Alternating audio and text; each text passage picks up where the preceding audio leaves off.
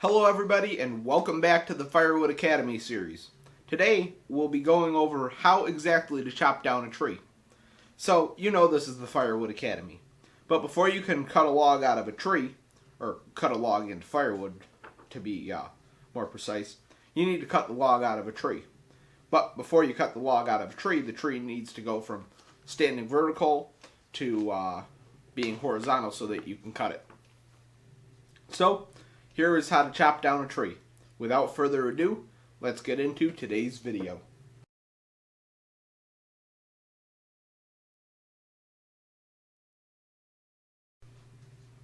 So you need to chop down a tree. You can do it on your own, but you need the gear and you need to put some thought into the process. Plan carefully, and for the sake of safety, decide where you want the tree to fall, clear the area, and guide it down to the ground.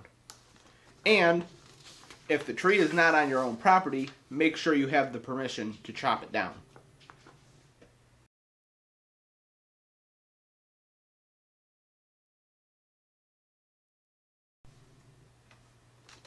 First step, choose a tree. If you already have a tree in mind, then you need to evaluate whether or not it's feasible to chop down.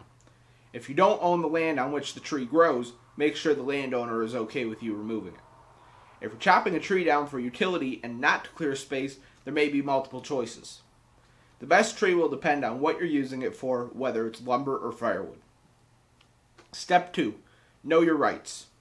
If the tree is on your own property, then you can chop it down at your own discretion. You'll need to ask permission if the woods are on public land or someone else's private land. Do not illegally chop down a tree. If you do get permission, make sure that you get some documentation so that you can prove you have permission if anyone questions you. Step 3. Plan ahead. You'll need to consider how tall the tree is and where it'll fall. Discern whether the tree is leaning in any particular direction and make sure that it won't fall onto any person or property. Decide what you'll do with the tree once you chop it. If you plan to move the tree, you'll need to let it fall somewhere that you'll be able to recover it easily. View the tree from all angles to ascertain if it leans in any one direction. If so, determine whether it will cause damage to fences, trees, driveways, sheds, or any other surrounding property.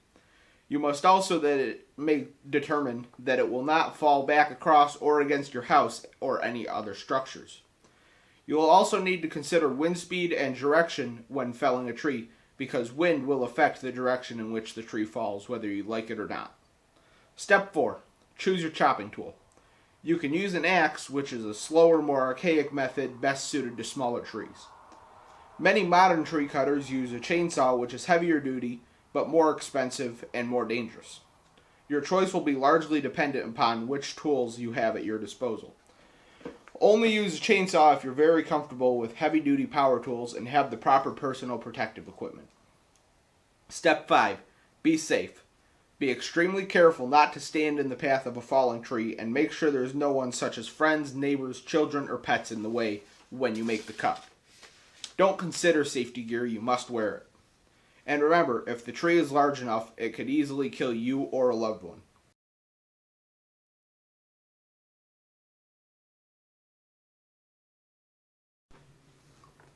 Step 1. Find your chopping tool. Use a chopping axe, which is not the same as a splitting axe. The size of the necessary axe depends on the size of the tree. If it's less than 2 inches in diameter, you can most likely chop it with a machete. Step 2. Start slowly with your chops. Try to get a good V shape going on the side of the tree.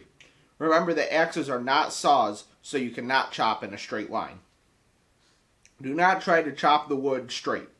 Wedge out little pieces on the side you want it to fall. You do not need to make it all the way through the tree on one side. Just think about where it's best to chop it. Step 3. Be aware of the tree's stability. Keep your eyes and ears open and be prepared to run out of the way. Watch upward and listen for cracking sounds and groaning sounds.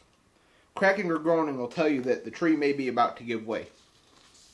As you chop, continue to glance upward into the tree for any swaying or leaning.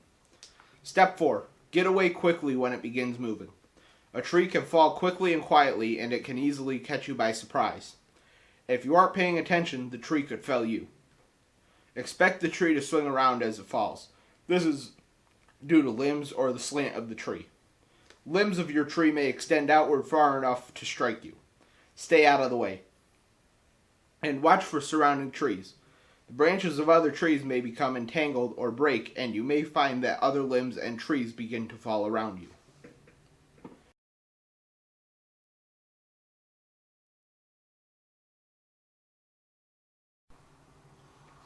Step 1. Rent, buy, or borrow a chainsaw if you don't already have one. You can rent a small chainsaw with an 18-inch bar at most hardware stores. If you rent one, insist on them providing you with a full can of gasoline mixture. You will also need bar oil, which goes into its own tank and lubricates the chain and the bar. Finally, if you rent it, have the shop show you how to start it and ask them to make sure the chain is sharp. Step 2.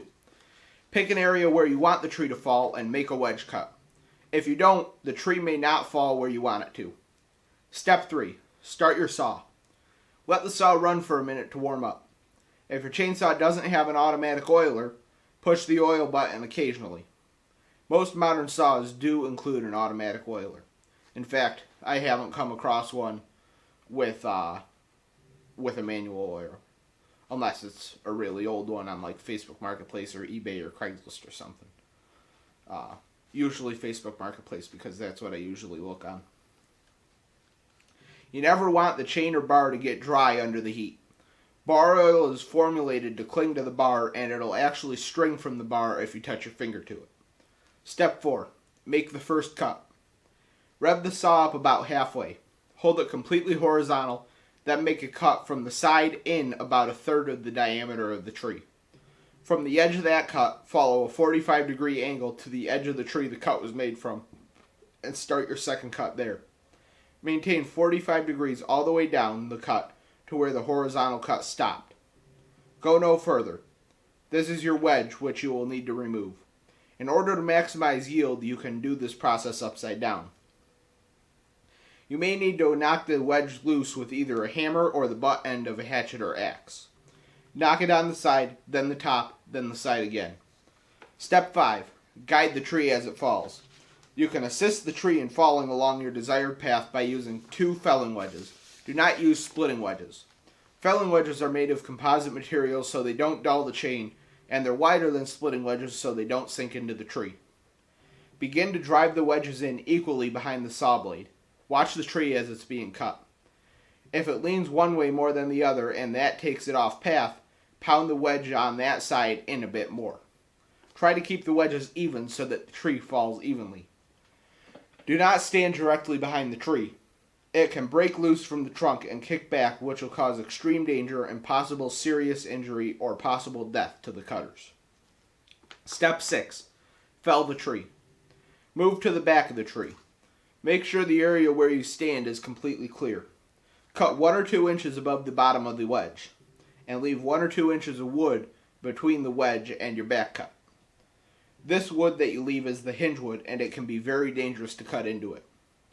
As you cut, use a high engine speed, but don't push the saw too hard. Eventually, as you near the hinge, the tree should start to lean in any one direction that you want it to fall. Whatever you do, do not cut all the way through. Step 7. Move away and yell timber. When the tree begins to fall, move out of the way and yell to anyone in the area to get out of the way. If the fall begins to slow, give it a little more cut until it resumes falling. It'll normally break loose from the stump and lie on either side of the stump. Step 8. Debrush and remove the tree. Lop the limbs off in the direction of the growth and take a piece of chalk or an axe to mark where you want to make each cut. Saw it up and dispose of the tree or cut it into firewood.